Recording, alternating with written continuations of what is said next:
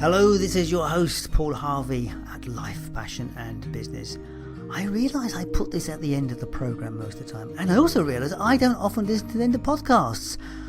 So I thought I'd tell you here before we get started. So the first thing is this podcast is not supported in any way. We have no sponsorship.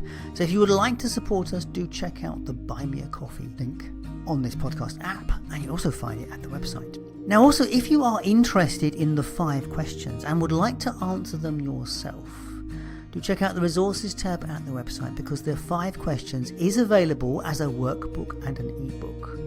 And if you want to know why that's important, check out the end of the podcast or go and check out the resources tab at the website. That's enough from me. Let's get on with the program. My name is Paul Harvey, and you are listening to Life, Passion and Business, a podcast born out of my desire to find greater meaning in life at the time when I thought there was none. Since that day, I have spoken to hundreds of people, and what I have discovered is that our story is everything. Because what we do, feel or experience is based on the stories that we tell ourselves.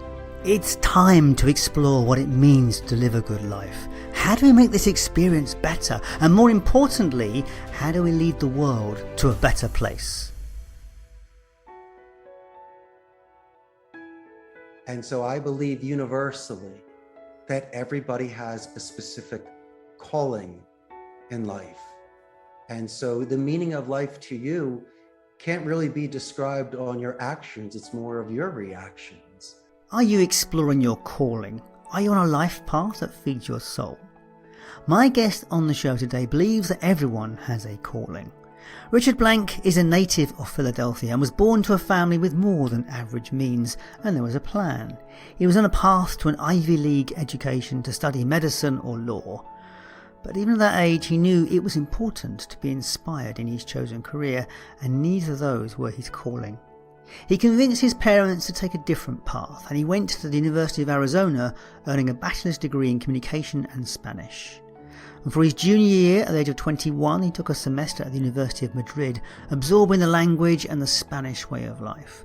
And while he did enjoy the party scene, he took the opportunity to travel on trains and stay in youth hostels. He explored the art and culture of Europe.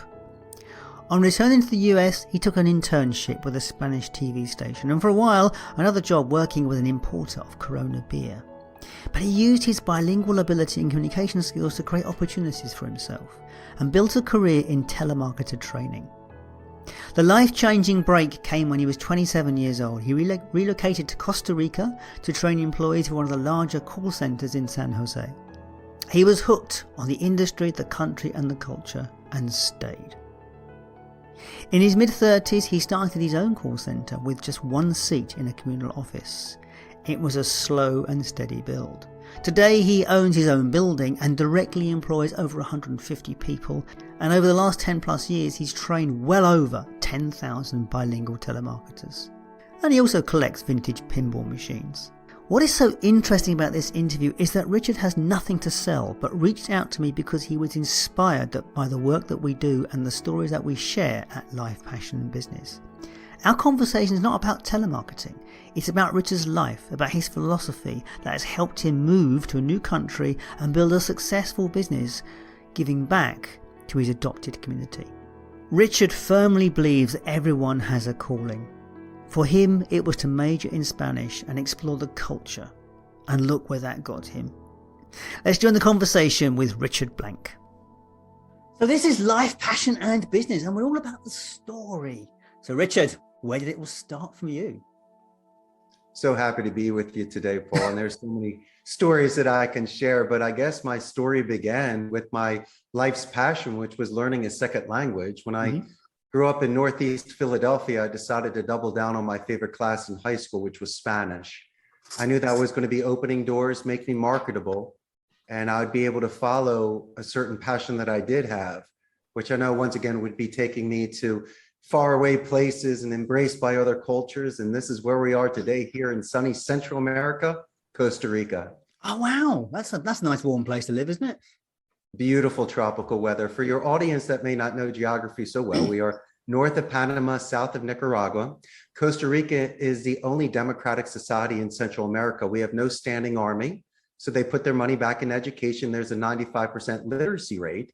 We have the most neutral accent out of Latin America, the best infrastructure, and we're known very much for eco-tourism. So people come here for the beaches, waterfalls, surfing, monkeys, and iguanas, and someone like yourself in beautiful Scotland would definitely be a change of pace. So you've been there a while, I take it?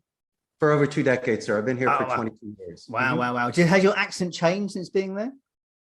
Actually, I think it's got a little worse. I emphasize my Philadelphia accent a little bit more. Well, that's what happens when you go abroad, but because you actually use that accent, isn't it? Like British people become more British when they move to the country.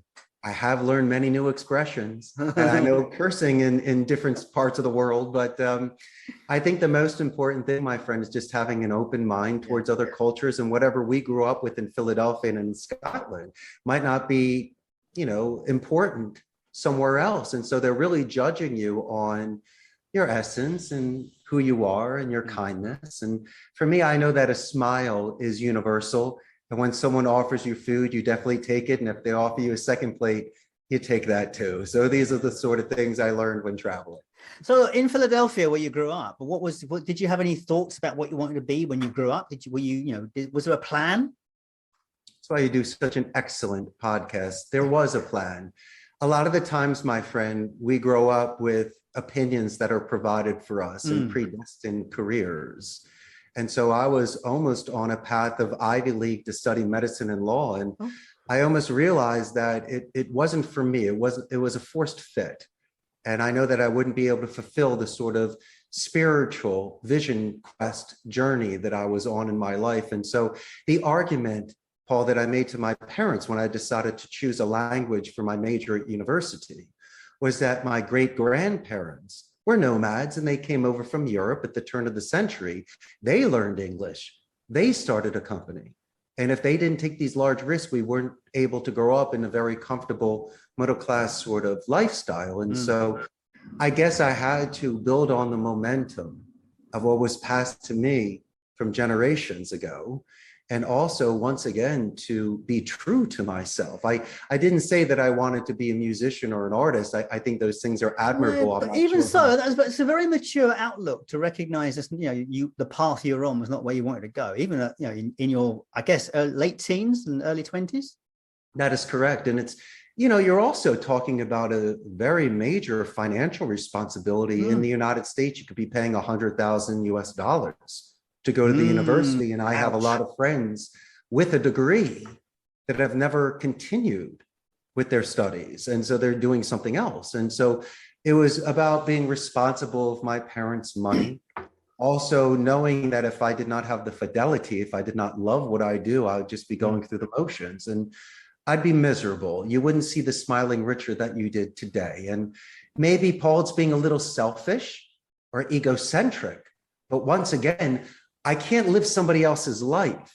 I have to decide what my life is. And I also had to be responsible about my earnings potential. When I realized that I may be the only one out of the dozens of my friends that were bilingual, once again, it made me versatile and marketable. So what language did you take? Just a second language, just Spanish. Okay. But if you want to consider communication as a language, I very much studied micro expression reading. So I was studying nonverbal communication and that sort of language skills. But it was really about just to be more of a competent communicator like yourself, Paul, so we can, give a certain delivery of our message that wouldn't be offensive, but could make a point. So obviously you took Spanish, which is a fantastic language to take because I think it's the second language in the world outside of English, isn't it? Most popular language, I think Spanish might be. And and that took you to Costa Rica, or did you go somewhere else first? Excellent question. Well, first and foremost, that when I was at the University of Arizona in Tucson, in Arizona, there is a very, very large Latino population there. So besides my classroom, I could do dedicated practice. I could just walk around the mall, go to a restaurant, or just meet someone for coffee. And next thing you know, I'm speaking Spanish. But no, my friend, my junior year, when I was 21 years old, I lived in Spain for the year. I lived in El Puerto de Santa Maria, Madrid, and Sevilla. Beautifully said. And during that 10 months I was in Spain, I mastered the language at the university. But I also, my friend, got a chance to travel Europe during Christmas. I did not go home. I was sleeping in youth hostels and taking the Eurail and having 55-minute conversations a day with people from all over the world. But Paul, you want to know what the coolest thing was? I was in my youth at 21 and I had hair. There were a lot of parties from Amsterdam to Prague to Corfu, Greece. I mean, there was something going on. Well, we both had hair when we were 21, my friend. Amazing, isn't it? But this is the one part where I knew I was shedding a skin. Yeah. That when people were going off to the bars and the beaches and to the discotheques, which is fine, and I would meet you there, Paul. But if you didn't want to go with me, I might be going to ruins and museums and churches by myself. So when you're dragged along on a Sunday, instead of playing with your friends, you resent it. But when you go on your own time, it's different. And so I really wanted to see certain art and really understand certain cultures. And once again, I had to do this alone a lot of the times because the people I were meeting at the youth hostels did not want to go to these places. And so I had my priorities to enrich myself as much as I could at that age. And it changed me. And so when I came back to the United States, I did an internship with a Spanish television station, Telemundo. I worked for an importer of Corona beer post-grad. And so I had jobs that involved Spanish in sales and promotions. But at 27, I was given a 1 in a million opportunity to come here and work at my friend's call center for 2 months to teach English. And I took it. And I learned the business from the inside and out as the proletariat with the people. So I got to learn the good and the bad. And I was able to crack a couple codes on ways to enhance the experience. And in my mid 30s, my friend, and I'm willing to admit this to you, I had the maturity, I had impulse control, and I had enough finances to put my hat in the ring and to start my own call center. Wow. Was that it? I mean, Costa Rica, different business environment, different regulations, different all sorts of things than you're used to. Was that a big challenge? To learn the labor laws, yes, and that's why I had to hire a specialist for that. But I do know this, that it's a very strict Catholic country and it is a seller's market. So as much as I want to fulfill the need of the client, it's very important for me that the agents remain with their dignity and that they can go home and tell their parents what they do for a living. And so when someone comes to me speaking English, obviously it bears the mark of higher education. They have structure and discipline. What I'd like to do is just expand on that in regards to their vocabulary, grammar, and maybe, as we were discussing earlier, learning certain genres and what certain areas of the world, especially in the United States, their expressions, their culture, their traditions. So it would make their phone calls that much easier. Yes, of course. That's very true, isn't it?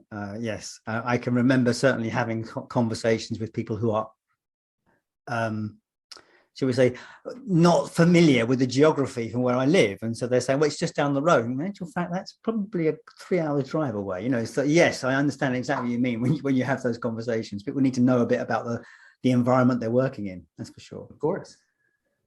So you obviously started this business, and how did it go? I mean, was it one or two people, and from there, or did you start off with a full crew? What happened?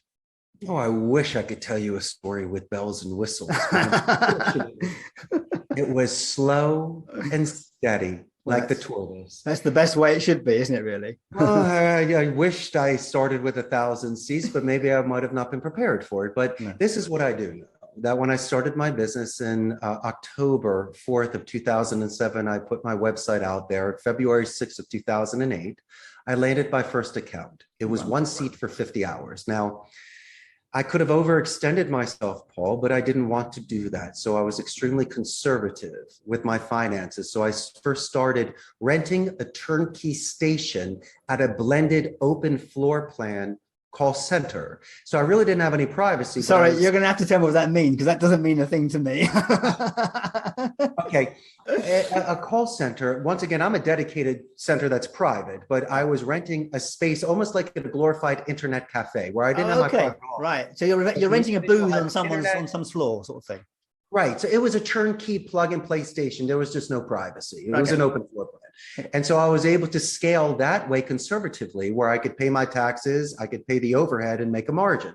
Once I started getting to a couple dozen agents, it didn't make any sense to pay that premium. So what I did was I was able to build out and rent a 150 seat station where I bought the equipment, the server room, and I was there for about 6 years. And then when I had enough money and stability with my clients, you could see behind me the bricks. I'm currently in a 300 seat center that I built myself that we've been here.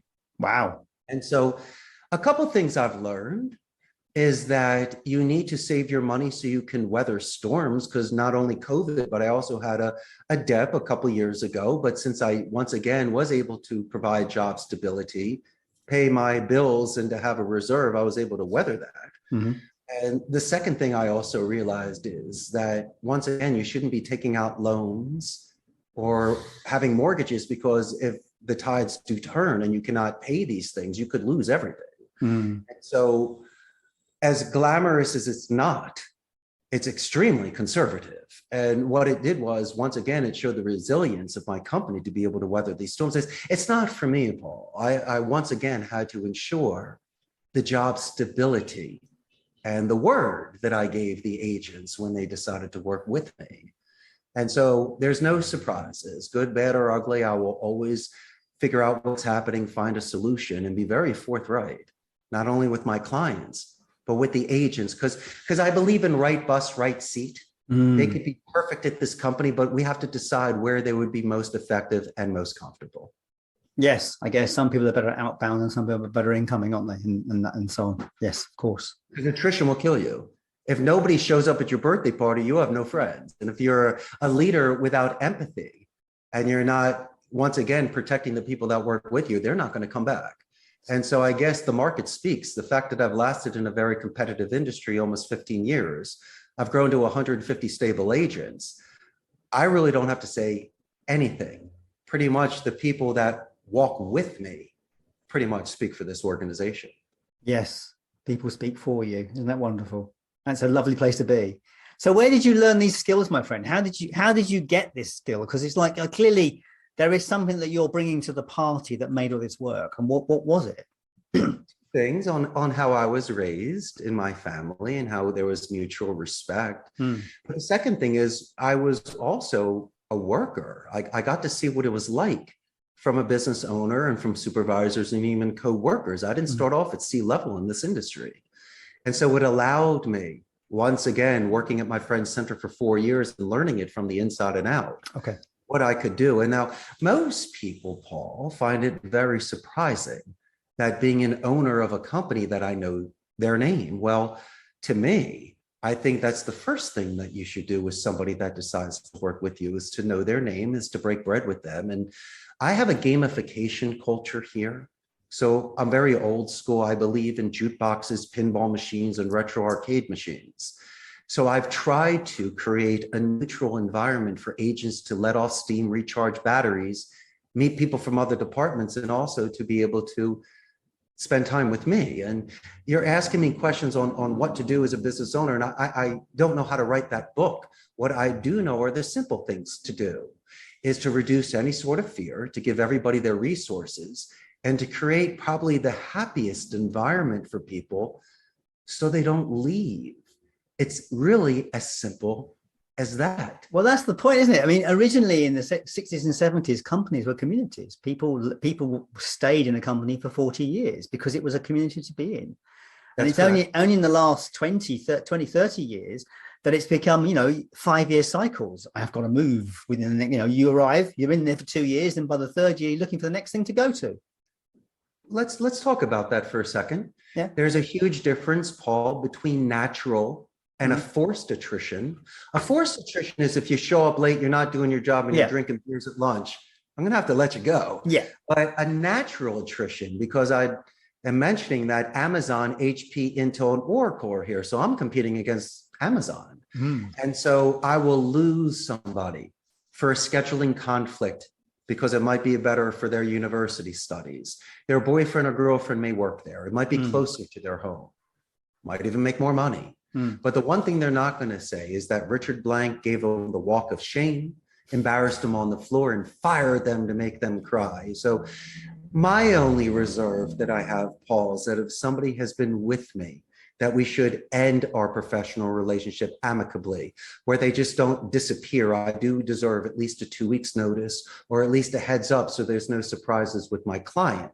But I've also seen the positive that have come out of that. If somebody happens to leave without giving me a notice, I do contact my client immediately. I'll have a solution. But the best relationships are built when there's chaos and individuals can work well with one another. Because if we can get through that, we can get through anything. Absolutely. And my clients love the fact that I am very candid. I'm very real time, and I will never throw a surprise at them. I'm very accountable, my friend, for the Yes. agent. Yes. And even though I might have not known somebody well and they could have surprised us and disappointed us, I'm still going to make that phone call, and I'll be the one to fall on that sword. And I think those are the sort of things that have been able to keep my reputation stable after all of these years. Well done. You clearly have something very special to be able to keep this thing rolling for 15 years or so. So well done. You need tenacity. You need fortitude. You're Scottish. You know about going the distance. I'm actually not Scottish. I'm actually a Londoner living in Scotland. But hey, well, as we know, that it's all about going the distance. Yeah. Even if you get beat up a little bit and break a rib or two, we're going all the way. We are indeed. So how do you define success for yourself?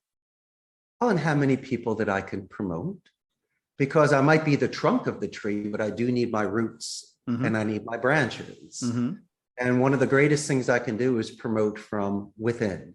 And even if it's somebody's first day, if they show some sort of leadership, I'll have them hand out the pens in class, or be the first volunteer for the role play, or just give small responsibilities, or have them sit in on certain meetings for them to see what it's like to do meeting minutes, to ask certain questions, to resolve issues. So then I can put little more responsibilities on this individual and watch them grow. Of course, you're in an environment where you're training people from the ground up, aren't you? You tend to bring new people and train up to this condition, don't you? They come in with momentum sometimes as well. Okay. But the one thing that you and I need to be very attentive to is their bad habits.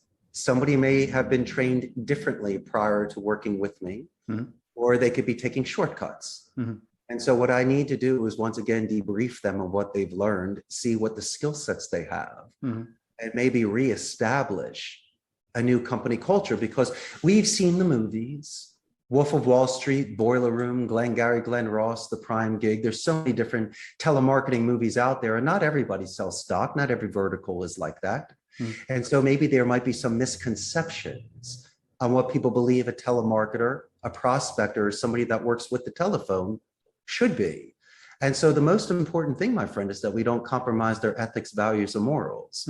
I have to ensure that, in fact, I actually reject more campaigns than I accept. It's not that I don't want to work with somebody, but if they're gray area, or if they don't follow the labor laws, or if they might have really unrealistic expectations just for reverse psychology. But remember, Paul, who they're speaking with, I'm a call center owner and an expert. So don't try to twist me on how many calls can be made an hour. If I can walk backwards and talk about your talk time, wrap up time, and your CRM system. And so I just want somebody to lay all their cards on the table to see what I'm able to deal with, because once I have more details, it enables me to make the most educated decision. So going back to the success question, I mean, that's a lovely answer about empowering people and promoting people. What about success for you? What is it about your success model? Because that's what I think is very critical about it, is when we have a clear success model for ourselves. I mean, in a way, you knew about it at the beginning, because you knew that the path you're on wouldn't lead to your success. So you chose a path that would. So what is the model now for you, other than? Well, it's definitely not financial. Okay. I've made enough money to be comfortable for the rest of my life, and someone's going to tell me it's never enough. So let's put that aside, because I don't like to gauge people on that. I prefer to do it on merit. Success for me, my friend, is if I can look at my own eyes at the end of the day, regardless of the outcome, and knowing that I did what I could with the best intentions and the best faith, because there's a lot of variables that are out there, and there's a lot of twists and turns that happen in life. In fact, Paul, as we both know, there's no straight lines in nature. And so I'm more than willing to accept any sort of deviance from the straight line that I've been on. But the most important thing that I can do is, once again, not compromise any sort of reservations that I have, but also never to overextend myself.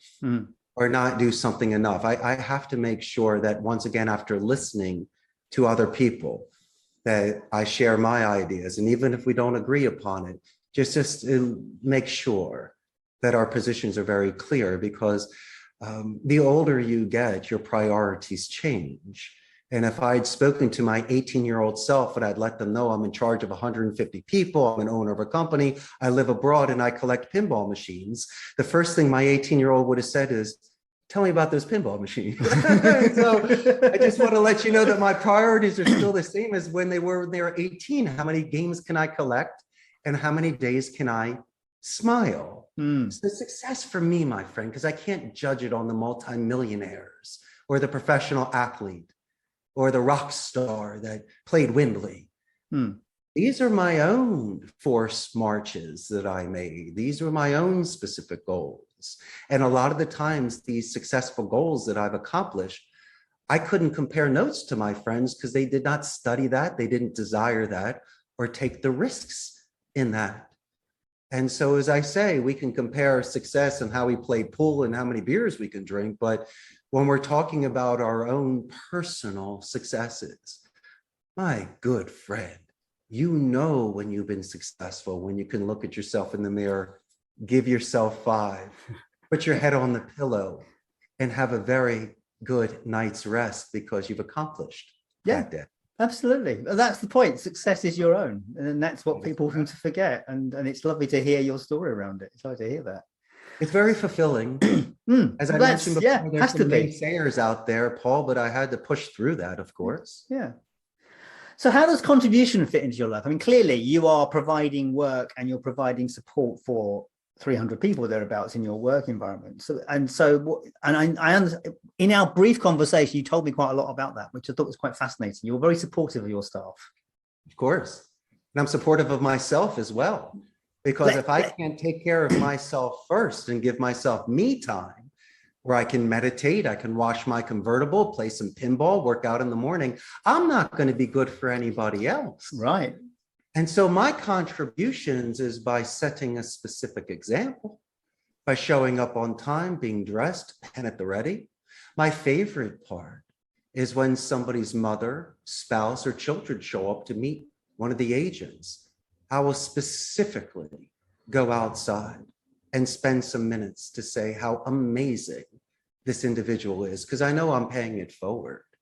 I know that when someone's daughter or son gets to hear how amazing daddy is by the big boss, or their wife gets that positive reassurance of their husband, letting them know how amazing they are after they might have disappointed them recently, or a parent so proud of their child, but then once again, hearing it from a boss and letting them know that they, the mark of a successful parent is seeing such an incredible child. You raise them well. And it's just one of those things where I capture the moment. And obviously, these people come back to me the next day and say, Richard, I can't thank you enough for saying this to my mother. And I would say, Paul, it's my pleasure. And you earned it. No one's done that before. And unfortunately, they're probably never going to do it again. But at least you got it once. And we can talk about this. Yeah. That's the one thing. We don't pay enough compliments to people, do we? We really don't. It's kind of. I told you were good looking when you got on the first time. No, but as a general rule, society is really hard about delivering compliments to people, or acknowledging people and thanking people. Their own insecurity. They'd rather knock somebody down to make themselves better. Leaders eat less. Yeah. I'd rather you fill your tummy and tell me how good the food was, and then I'll begin to eat. Paul, it's about wind in each other's sails. Absolutely. It's nice to hear that you look after yourself and you put yourself first in that respect, because that's what's so important. And a lot of entrepreneurs don't and wonder why they burn out. So and you obviously got the secret, got the message early, and you look after yourself in that respect. It's a circle. Yeah. It's a circle. And there's also balance that's in the middle of it. Yeah. And as I said before, a lot of your friends would say, Richie, I don't want to go to the gym, or it's too early, or why do we put on the suit? Well, then maybe I'm the one that has to do that. It's not the first person that stands up as the leader. It's the second person that supports that first person to show that leadership. If not, you're walking alone. Yeah. And so when I see individuals here that might be dressing better, they might be showing up earlier, there might be Once again, showing that soft skills on the phone that they weren't doing before, or learning additional vocabulary, then obviously I made some sort of impression. Now, imitation is the best form of flattery. I can't expect them to be Philadelphia Richard. But if I do see those sort of positive attributes of somebody that has changed, they're smoking less cigarettes, eating better lunch, not McDonald's, but more healthier foods, spending time with coworkers compared to being on their phone, looking at Instagram. I can see people having breakthroughs. And if you can't master this level, Paul, how are you going to get to the next level? And it's not just work related. No. It's once again, it's about engagement. And it's about supporting others, because once again, that always comes back. Nice answer. Yeah, that's really clever, actually. Yeah, and it's true. You know, the better we can be for ourselves, the better we can be for everybody else. That's absolutely, it's so true. I agree with that. So what is it that, you know, if what's the one question you like people to ask you or of themselves? First, I love questions that begin with how. Not why or what. That's number one. But if I had to choose the one question, how may I show more empathy? Nice. That's interesting. Should I open the door for the lady? Should I carry somebody's groceries? Should I take an extra 5 minutes on the phone? Paul, if you would like to talk about your life prior to buying a pen from me. I think that empathy is essential, because there's nothing wrong with compassion. Some people say that it shows weakness. I say quite the contrary. You, my friend, have the leverage to be aggressive or compassionate. And we both run businesses, and we both decided to choose empathy over aggression, because it's the same message, but a different delivery. And because a lot of people believe that you'll get the best out of somebody through fear. You'll bend them, but there's also a very good chance of breaking them. Now, instead of doing something like that, sometimes I like to use a little bit of guilt. For an example, empathy might be being forthright with you. Empathy might be telling you you got a little bit of mustard on your face, or to fix your tie. And so 2 questions I may ask somebody, which somebody might seem as assertive, but I see it as being very, very empathetic. I will first say, hey, Paul, you know you're better than that. I mean, look what you did last Tuesday. You did 14 deals. Today, you're at 1. And then I'm going to say, Paul, you know, this is out of character for you.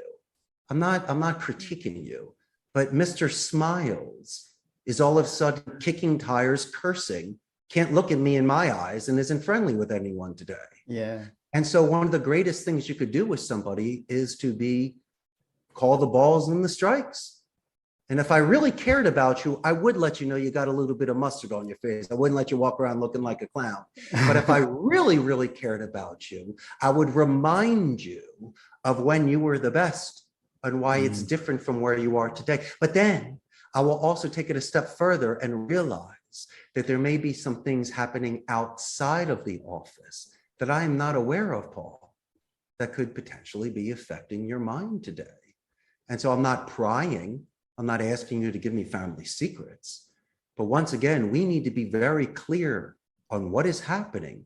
So once again, we can channel this positive energy accordingly. So I'm not just sucking in negative energy and ruining everyone's day. No, there's a very good chance to put things to bed and just to find other areas of focus where then people can then start to relax, regroup, recenter, and begin to grow again. And I'm guessing that that's quality and skill you bring to that, because people are used to how you do that. You do it well, and they acknowledge it, and they can feel comfortable with it.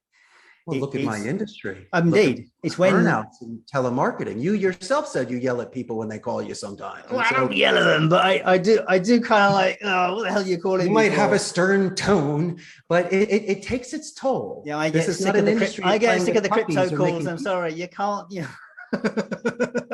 You choose your time. Yeah. And so people chose an industry that might seem like walking uphill. Yeah. Or it might seem that there's resistance, or it might seem monotonous by doing the same thing. So if I've walked in those shoes, maybe I can understand where they're coming from. We all went to school. You know what it's like when you are doing math problems at 10 o'clock at night and you can't get it and there's a test the next day. We understood that stress. We understood where that was coming from. And so, as I say before, the best thing to do is to not give a pass, but to put yourself in their shoes and to try to give the best sort of solid advice so people might be able to overcome that sort of challenge. Yeah, it's great. That's good. So what is it that you are looking for in this podcast? I mean, we're having a nice conversation. What is it? Are you looking for people to connect with your company? What is it you want from the podcast? Isn't that amazing? The beauty of it is I don't have a single thing to sell today. I don't have a book. Oh, no, you don't. I'm here today to support my man, Paul, because I love your work. And the fact that I'm here today to share ideas is the work is the reward. The fact that I'm here with you today is my gift. And I believe that if I tried to force a fit or sell something for $19.95, it would diminish any sort of relationship that we have here. Because hey, I'm a guest on your podcast, and I don't know if your audience likes telemarketers, needs one, but what I want them to know today is that they have a friend in Costa Rica, somebody that enjoys your work and realizes that what you do inspired me enough to reach out today. Lovely. But that you, being a professional on the other side of the pond, is willing to take the time with me. And so if anything, it's just a lesson today of two C-level executives that are hanging out because our businesses are running on their own. I can take the time during the day. I just did a 10-person training class this morning. I'm going to be with you, have some lunch, and jump back in with another class. And so I'm able to have that sort of balance, that workforce management. And I also wanted to show and share with your audience that I have a work-life balance and that I'm able to enjoy my life, even though I have responsibilities and pressures. It's not enough to break me. This is what I signed up for. This is what. So if people would like to connect with you because you're an interesting guy to connect with, how would they go about doing that?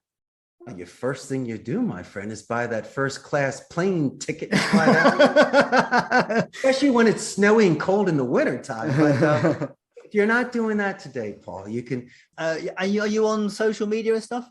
People I am. I'm everywhere. You could just Google Richard Blank, Costa Rica, or telemarketing trainer. But we have a very large Facebook fan page, about 98,000 local Costa Rican ticos. And once this goes live, you're going to be getting tens of thousands of brand new fans. Wonderful, wonderful. Always like a new fan. All right. Well, look, all those links will be available at the website lifepassionandbusiness.com and also at the podcast app of your choice. So we'll have those things there. Thank you. So look, Richard, it has been a joy to talk to you. I just have one final question, which I ask all my guests. What is the meaning of life for you? So many ways to look at that. And I've been pondering that when you wrote that to me. The meaning of life to me is about a spiritual journey. Because different cultures, different religions, ages, sexes, how you were growing up, there could be a different perspective of life. And so I believe universally that everybody has a specific calling in life. And so the meaning of life to you can't really be described on your actions. It's more of your reactions.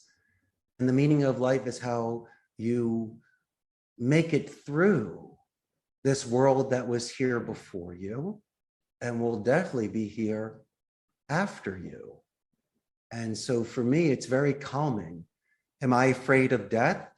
I am concerned about the uncertainty of it, but the fact that my ancestors went through it prior and it's something that everybody goes through, it's not singling me out, that gives me peace.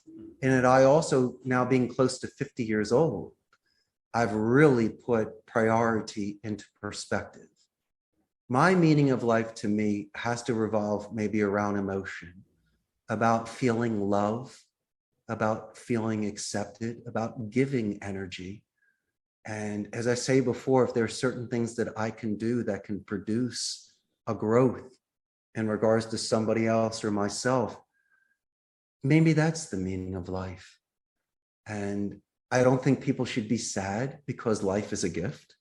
I think you should treat every day as a new start, because yesterday's yesterday. It could blend over into today, but it only takes a second for your world to change for the better or for the worse. What I've tried to do in this life journey getting older is to try to double down, triple down, and keep a momentum of what's been working for me so I could have a peaceful life. And I know it kind of sounded roundabout, and I threw a lot of different things in my what's the meaning of life soup, but I was hoping that at least the things that I'd mentioned, one of them might have resonated with your audience there.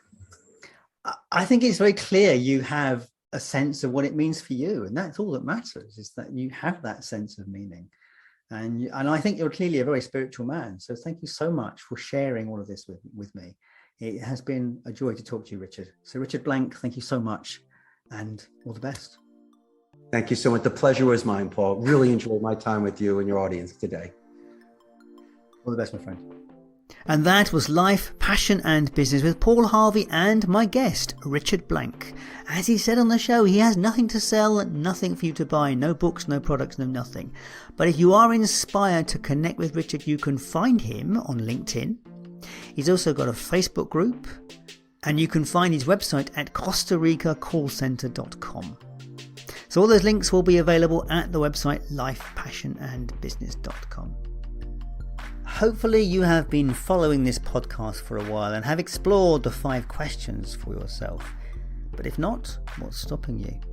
You know, after hundreds of interviews, I can say with a hand on my heart that having answers to the questions about our passion, a picture of success, an awareness of contribution, thoughts around the one question and a sense of what it all means, that is the path to a good life. Now look, you don't need me to tell you that our world is changing faster than at any other time, certainly any time that I can remember. And we must be sure to know who we are and what we want out of this journey, because we will not get it unless we choose it. So please give it some thought, because you know your future depends on it. And if you'd like some help with that process, do check out the resources tab at lifepassionandbusiness.com, where you will find the 5 questions ebook and worksheets. Now this stuff is packed with exercises to help you on the journey towards self-discovery, and it's at the amazing price of just $12.99. So do check that out at the resources tab at lifepassionandbusiness.com. Now finally, has this podcast been useful to you? If so, please consider giving us a 5-star review on the app of your choosing, and of course sharing it with a friend, because that's how people like yourself find good podcasts.